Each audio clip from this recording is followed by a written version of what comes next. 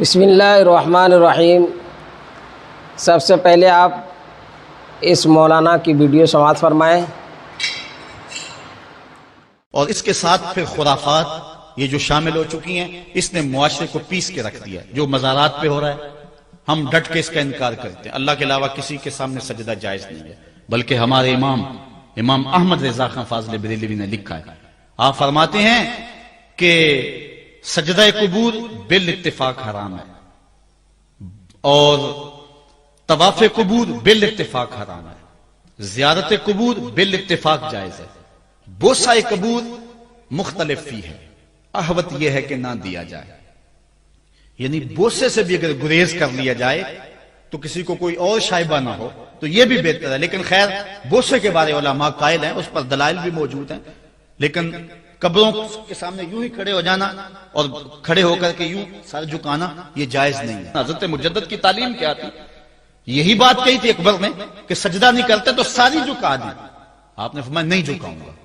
پھر اس نے آپ کو دربار میں بلوایا، سازش کی، دروازہ چھوٹا رکھا کہ حضرت مجدد الفسانی جب داخل ہوں گے تو سر جھکا کے تو گزریں گے، تو کہوں گا لو سر جھکا ہی لیا، لیکن جن کے سر کو اللہ بلند کرے کون جھکا سکتا ہے؟ حضرت مجدد جب دروازے پہ پہنچے تو سمجھ گئے کہ یہ میرے لیے ایک جال بنا گیا ہے کہ جھکوں گا تو گزروں گا۔ آپ نے پہلے اپنی ٹانگیں داخل کی۔ تو اقبال خراج پیش کرتا ہے، حاضر ہوا میں شیخ مجدد کی لحد پر، وہ خاک کے زیر فلک مطلع انوار، گردن نہ جھکی جس کی جہانگیر کے آگے، جس کے نفس گرم سے ہے گرمی احرار، وہ ہند میں سرمایہ ملت کا نگہبان، اللہ نے بر وقت کیا جس کو خبردار۔ اس لیے کسی کو اپنے سامنے جھکانا یا کوئی میرے لیے کھڑا ہو، حضور نے یہ بھی فرمایا کہ جو شخص یہ ارادہ رکھے کہ میرے لیے لوگ کھڑے ہوں اپنا ٹھکانہ جہنم میں تلاش کرے۔ آج خود اگر کوئی کھڑا ہو جائے۔ آپ نے اس مولانا کی ویڈیو سماعت فرمائی۔ اس مولانا نے اپنے امام احمد رضا خان بریلوی کا فتویٰ بھی سنایا کہ جو سجدہ قبور، قبروں کو سجدہ کرنا بالاتفاق حرام ہے، اور اسی طریقے سے طواف قبور، قبروں میں جا کر کے چکر لگانا، طواف کرنا، یہ بھی حرام ہے۔ اور پھر اس نے ایک بات کہی کہ زیارت قبور بالاتفاق جائز ہے، یہاں تک بات ٹھیک ہے۔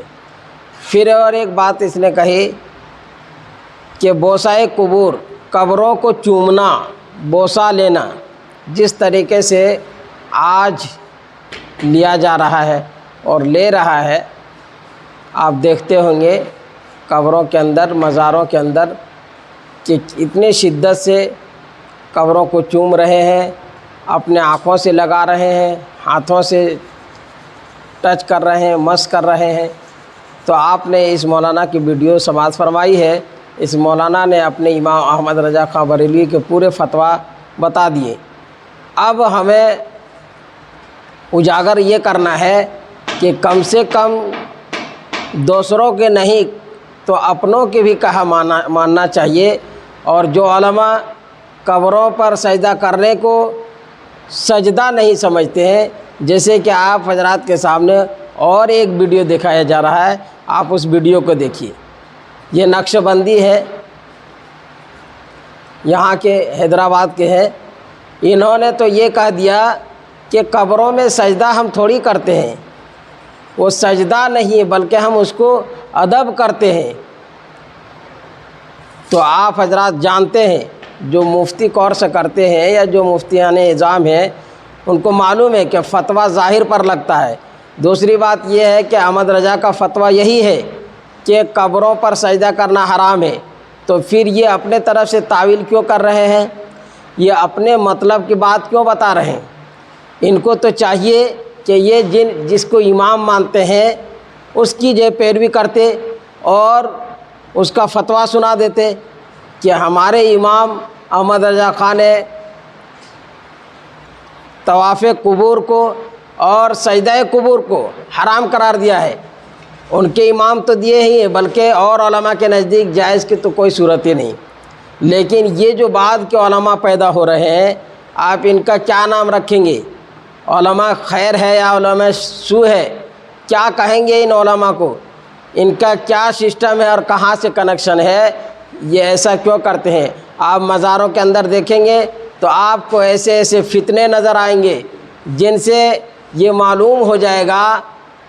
और ये याद रखिए इस बात को कि कोई आलिम उलमा या कोई पढ़ा हुआ वहाँ जा कर के नहीं सजदा करता है और वह नहीं झुकता है, बल्कि एक आम आदमी, अनपढ़ आदमी जा कर के सजदा करता है और झुकता है। अब बताइए, जो 5 वक्त के नमाज मस्जिद नहीं आते हैं सजदा करने, जिसे सूरह फातिहा याद नहीं है, जिसे सूरत याद नहीं है, रुकू सजदे की तस्बीहात याद नहीं है, कोमा की तस्बीह याद नहीं है, वो जा कर के वहाँ सजदा करते हैं और मस्जिद तक अल्लाह के लिए सजदा करने के लिए नहीं आते। तो ज़ाहिर सी बात है ये सजदा कर रहे हैं, ये गैरुल्लाह के सजदा है या नहीं? अगर नहीं है तो फिर दोनों मौलाना की वीडियो आप समाअत फरमाए हैं और देखे भी हैं कैसे तजाद है, आपस में कैसे तजाद हो रहे हैं। मौलाना साकिब मुस्तफ़ा रज़ा मुस्तफ़ाई ने, उन्होंने तो अपने इमाम का फतवा सुना दिया कि सजदा कुबूर हराम है बिल इत्तफ़ाक़, तवाफ़ कुबूर हराम है बिल इत्तफ़ाक़, और ज़ियारत कुबूर के बारे में बिल इत्तफ़ाक़ जायज़ है, और बोसाए कुबूर ये मुख्तलफ़ ही है। बाज़ उलमा के नज़दीक जो जायज़ है तो उन्हीं उलमा के नज़दीक जायज़ है, हमारे उलमा के यहाँ जायज़ नहीं है कब्रों को चूमना और बोसा लेना। सिर्फ़ हजर अस्वद को जो क्या है चूम सकते हैं, जो हदीस पाक में जो क्या हदीस पाक से साबित है। और अगर कोई एतराज़ करे इस बात पर कि आपने कहा कि सिर्फ़ हजर अस्वद को चूम सकते हैं तो अपने बाल बच्चों को क्यों चूमते हैं, तो ये भी हदीस है और हदीस के बिना चूमते हैं। आपको मालूम होगा तब एतराज़ नहीं करेंगे, और अगर मालूम नहीं होगा तो फिर आप एतराज़ करते जाएंगे। और पूरी दुनिया में कोई आदमी भी किसी मज़ार पे भी सजदा करता ही नहीं। अभी ने बोला मौलाना कल सुबह चलेंगे, बोला चलो। फजर की नमाज पढ़े, मस्जिद में जियारत के लिए पहुंचे, बिल्कुल मज़ार शरीफ के अभी करीब ही 6 एंट्री लेने ही वाले हैं। एक अपना परांडा वाला आशिक, दीवाना, वलियों का चहीता, सरकार बुरहानुद्दीन क़िबला की, बदरुद्दीन क़िबला की खैरात लेने वाला आया, मज़ार पे डिंग करके झुक गया, नाक भी लगा दिया मज़ार पे, पेशानी भी लगा दिया, मज़ार पे यूं हाथ रख के यूं यूं रगड़ रहा। और बास तो इतने अपने पास जो है आशिक हैं, उसको मज़ार पे रखे तो सुकून नहीं पड़ता। वो ऐसा मज़ार शरीफ की चादर उठा के अंदर मुंडी डाल लेता उन्हें। और ये फतवे है रे भाई इसके ऊपर, यार तुम रखो जी जेब में फतवा।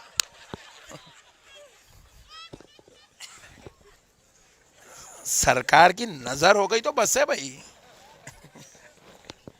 ऐसा अकीदा है उसका, मैं मेरा नहीं बोल रहा हूं, ऐसा बता रहा हूं अकीदा जो चल रहा है लोगों का। तो बोला मौलाना शिर्क, सजदा, झुका, देखो पेशानी लगाया, नाक लगाया, 2 हाथ ना टिका, घुटना टिका, पीछे के दोपहर में टिका, पूरा टिका, सजदा। अरे मैं बोला तू मेंटली रिटायर्ड है रे, तेरे को तो डिटेंशन कैंप में डालना ही डालना है तेरे को। अरे वो सजदा नहीं है रे बड़े भाई, तू कहीं को गलत समझ रहा उसको सजदा। मैं यहां पकड़ लेके बैठा थम्स अप का बॉटल, अम्मा मौलाना बयान करते करते भी देते, क्या देते? वो चॉकलेटी चॉकलेटी दिख रहा, अबे थम्स अप है वो।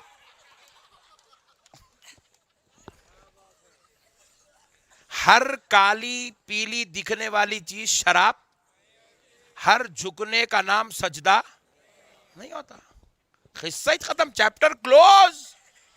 बोले मौलाना फिर काहे को झुका? मैं बोला अल्लाह के वली की मजार को और वली के खदमों को चूमने झुका, तो चूमना है तो झुका काहे को? मैं बोला पैरा नीचे है तो चूमने नीचे जाना पड़ेगा ना। نہیں تو کیا اب ایسا یوں پیرا اٹھا کے ایسا کریں گا.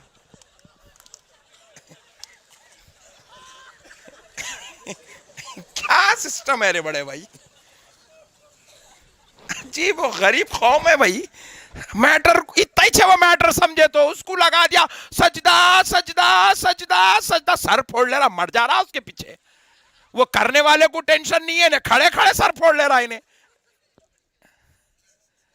کیسا ہوتا بھائی سجدہ؟ ارے میاں اتنا تو سوچ, اللہ تے کو عقل دیا, تو یہ عقل سے جی ایس ٹی کو سمجھا, یہ عقل سے سی اے اے سمجھ میں آیا تیرے کو, این پی آر تے کو سمجھ میں آیا, این آر سی تے کو سمجھ میں آیا, اتنا چھوٹا فارمولا سمجھ میں نہیں آیا کیا؟ اتنا سوچ رے دیوانے, یہ وہ قوم جو دن میں 5 مرتبہ خدا کو سجدہ نہیں کر رہی, انہیں درگاہ پہ سجدہ کر دی.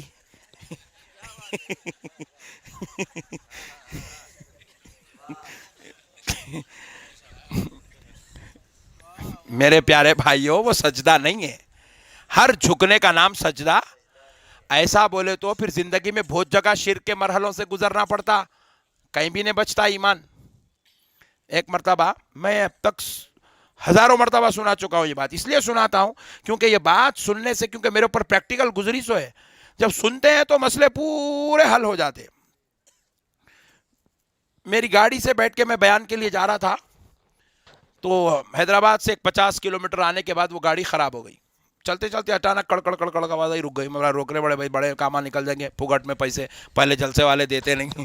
سبحان اللہ سبحان اللہ. نہیں آج تو دے رہے, تم نہ ٹینشن نکو لو. سبحان اللہ. بولا روک بھائی گاڑی روک. بولا چلو پوچھے ادھر ادھر معلوم کرے, میکینک کا. بولے صاحب ادھر اندر جو 1 کلومیٹر اندر, بڑی مشکل سے تھوڑا آہستہ آہستہ آہستہ آہستہ کر کے میکینک تک کار لگ گئے. میکینک صاحب بتائے بھائی یہ کیا کی ہوا پرابلم, ذرا دیکھو کیا ہے. اب جس کا بندر ہوں اس کو معلوم, اپنے کیا معلوم نہیں. کار میں کیا پرابلم ہے, کار اپنی ہے مگر اپنے کو نہیں معلوم. آٹو والے کو آٹو والے کی پرابلم معلوم, کار والے کو کار کی. اسی طرح دین کے پرابلم ابھی علماء کچھ معلوم. ہر آدمی کتاب لے لے کے نہیں بیٹھنا, ہر آدمی کتاب لے لے کے نہیں بیٹھنا. پڑھنا ہے تو تم پڑھ لو, سمجھانے کی کوشش نہ کرو, مسئلے پورے الٹے ہو جاتے. تو بہرحال بولا بھائی ذرا دیکھو کیا ہے. تو انہوں جو ہے بیچارہ کیوں 2 منٹ اور نہیں, بہت بڑا کام. کیا ہاؤسنگ پھٹ گئی بولے اس کی. میں بولا وہ ٹاپ پہ رہتی کیا, پوچھا. نہیں نیچے رہتی بولے. تو اب انہیں کیا کرا, ہمارے سامنے ایسا چپل چھوڑا, وہ چپل کے اوپر گھٹنے رکھا, جینس پینٹ خراب ہوتا بول کے, گھٹنے رکھ کے پورا ایسا کار کے نیچے جھکا, ایسا 2 ہاتھاں بھی رکھ دیا, ایسا اتنا جھکا وہ کلّا زمین کو لگ رہا, جھک کے وہ کار کے نیچے جھانک رہا ہاؤسنگ کیسا پھوٹی کہاں پھوٹی. تو ہم لوگوں کی بات چیت چل رہی تھی, وہ ہمارے شاگرد مرید وغیرہ ساتھ میں تھے, دیکھ کے بولے شرک. میں پریشان ہوں, آپ کا شرک رہے بھائی. انہیں میکینک بھی پریشان ہے, یہاں کیا جی درگاہ دکھ رہی ہے. نہیں سجدے میں, بولے آپ سجدے میں 2 پیرا ٹک گئے, 2 گھٹنے ٹک گئے, 2 ہاتھاں ٹک گئے, کلّا زمین کو لگ گیا. بولے میں نے بولا اے شرک اور کچھ بھی نہیں ہے بابو, یہ کار کے نیچے جو ہاؤسنگ ہے وہ دیکھنا پڑتا ہے, نہیں کار پوری الٹی کر کے اوپر چڑھ کے بنائیں گا کیا.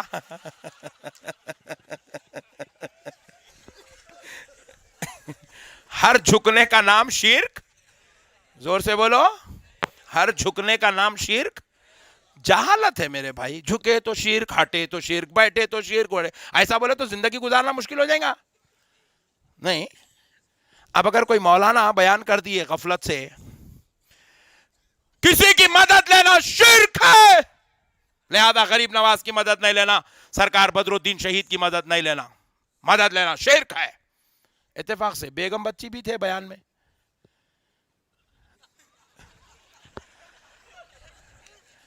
گھر کو جانے کے بعد مولانا بیٹی کو بولے بیٹی ذرا 1 گلاس پانی پلاؤ, بیٹی بولی شرک, اٹھ کے پیو. بندے کی مدد لینا شرک ہے. ہاں, ارے باپ رے باپ, الٹا ہو گئی بولی تقریر پوری. بولے نالاق ہو گئی, بدتمیز ہو گئی یہ بیٹی ہماری. بولے بیگم ذرا کھانا نکالو, شرک. اٹھ کے دال لے کے کھاؤ. مدد لینا شرک کیسا ہوتا ہے دیوانے؟ مدد کے بغیر زندگی نہیں گزرتی. نہیں، اب میں آپ کو میری تقریر سنانے، یہ مائک میرا مددگار ہے بیچارہ، انہیں نہیں ہے تو تقریر پوری فلاپ ہی ہے. یہ لائٹ ہماری مددگار ہے، الیکٹریسٹی نہیں ہے، تقریر ہوتی نہیں. مدد کے بغیر کیا ہوتا میرے بھائی؟ آپ لوگ مست بیٹھے ہوئے پیروں پہ پیرا ڈال لے کے یوں کر کے وہ کرسیاں والے کو پوچھو انہیں ہیلپ کرا بول کے بیٹھے ہی. مدد کے بغیر زندگی ہوتی نہیں. نماز کو گئے اللہ اکبر، کس کے پیچھے؟ دادا جان کے پیچھے پڑ رہا، سسور جی کے نہیں، امام صاحب کے پیچھے مدد لیا. بغیر امام کے نماز مکمل نہیں ہوتی. بغیر مؤذن کو رکھے کہ اذان کا اہتمام نہیں ہوتا. بغیر استاذ کی مدد لے کے قرآن پڑھنا نہیں سیکھتے. بغیر کعبے کو وسیلہ بنائے کہ حج اور عمرہ مکمل.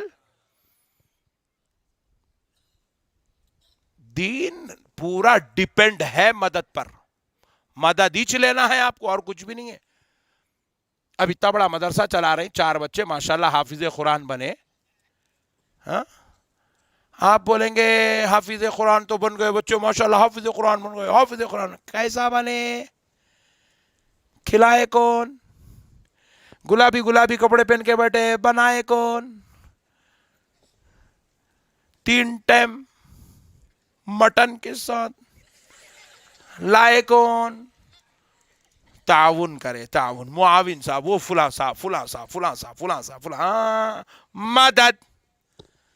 مدد کے بغیر دین مکمل نہیں ہوتا. خود مدد لے کے لوگوں کے چندے کھا کے، زکاتاں کھا کے، صدقے کھا کے مولانا بنتا، پھر مسجد میں ٹھہر کے بولتا مدد لینا نہیں کھایا صبح. اور دوسرے مولانا نے کیا کہا؟ اس نے یہ کہا کہ قبروں پر سجدہ کرنا، ہم سجدہ نہیں کرتے ہیں.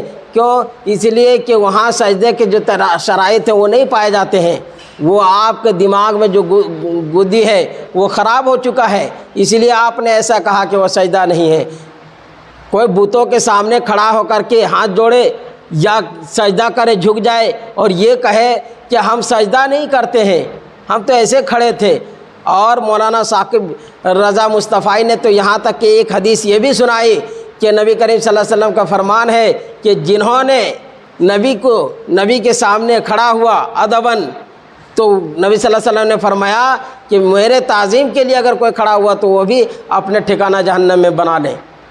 اور مجدد الفسانی رحمۃ اللہ علیہ کے بارے میں اس نے ایک واقعہ نقل کیا کہ انہوں نے ایک قبر کے پاس جب گئے تو قبر کے اندر وہاں جو مزارات تھے، وہ مزار کی جو دیواریں تھے اور جو دروازے تھے، وہ دروازہ چھوٹا بنایا گیا تھا تاکہ جھک کر کے یہ گھسے مجدد الفسانی رحمۃ اللہ علیہ. لیکن انہوں نے پہلے پاؤں اندر رکھا اور پھر گھس گئے، لیکن جھکے نہیں اور کہہ دیا کہ صرف اگر سر میرا جھکے گا تو اللہ کے سامنے جھکے گا. آج بھی آپ جائیں گے تو آپ کو معلوم ہوگا، میں نے خود جا کر کے دیکھا ہوں صابر کلیری رحمۃ اللہ علیہ کے مزار پر کہ وہاں بھی دروازہ چھوٹا بنایا گیا ہے. جو دروازہ ہے اس کو سائز میں چھوٹا کر دیا گیا ہے تاکہ لوگ جھک کر کے پار ہو اور جھک کر کے گزرے اور داخل ہو. اور ایک مور کا پنکھ لیے ہوئے ایک آدمی کھڑا رہتا ہے اور چھوتا ہے. ہم نے تو ان کو چھونے بھی نہیں دیا اور ہم لوگ جھک کر کے نہیں گئے، لیکن یہ کیا یاد رہے کہ یہ طریقہ بنا رکھا ہے. اور یہ تمام چیز شرک ہے یا نہیں، آپ خود غور کریں، مزاروں کا چکر لگائیں، دیکھیں جا کر کے. جب دیکھیں گے تو معلوم ہو جائے گا کہ یہ تمام چیز مسلمانوں کے ایمان لوٹنے کا ایک قافلہ اور ٹیم ہے، جنہوں نے مسلمانوں کے ایمان کو لوٹا، جنہوں نے مسلمانوں کے سجدے کو چھین لیا، مسجد میں جھکنے سے روک دیا اور درگاہوں میں جھکا دیا، مسجدوں میں جھکنے سے روک دیا اور قبروں میں جھکا دیا، مسجدوں میں اذان ہونے سے روک رہا ہے اور جا کر کے قبروں میں اذان دلوا رہا ہے. اور یہ کہتا ہے کہ اذان دفن ہونے کے بعد اذان دینا چاہیے، اس لیے کہ شیطان بھاگتا ہے. حالانکہ یہ قرآن حدیث میں نہیں ہے، وہ اپنے طرف سے انہوں نے بنایا ہے. بہرحال لیکن یہ کہنا کہ یہ کہتے ہیں کہ جس طریقے سے نماز کے لیے اذان دی جاتی ہے تو نماز جنازہ کے لیے بھی اذان دی جانی چاہیے۔ تو یاد رہے، سب سے پہلی بات تو یہ ہے کہ جب بچہ پیدا ہوتا ہے تو اسی وقت اس کے دائیں کان میں اذان اور بائیں کان میں اقامت کہی جاتی ہے۔ اب یہ مدت دراز ہونے کی وجہ سے پھر یہ کیا ہے، سوچتا ہے کہ اذان دینا چاہیے، حالانکہ اذان ہو گئی پہلی، اگر اس طرح مان لیا جائے تو، اور اگر نہیں تو پھر ماننا ہی نہیں ہے۔ شریعت میں اس کی جو کیا ہے ثبوت نہیں ہے کہ نماز جنازہ کے لیے اذان کہی جائے یا تکبیر کہی جائے۔ اور اگر اذان دینے کا شوق ہے اور اگر تکبیر دینے کا شوق ہے تو پھر آپ عید کی نماز سے پہلے اذان کیوں نہیں دیتے؟ پھر آپ بقرعید کے نماز سے پہلے اذان کیوں نہیں دیتے؟